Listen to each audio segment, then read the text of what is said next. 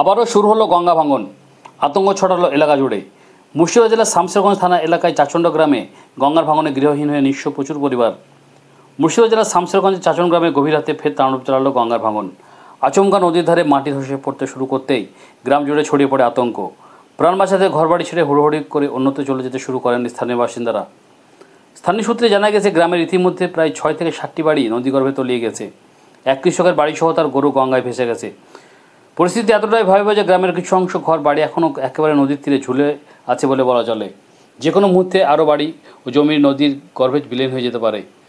এলাকায় চলছে কান্না ও চিৎকারে নিঃস্ব হয়ে যাওয়ার আতঙ্কের পরিবেশ। বাসিন্দারা দাবি করছেন, এই ভাঙন রোধে দ্রুত পদক্ষেপ না নিলে পুরো গ্রামে বিপদে পড়ে যাবে।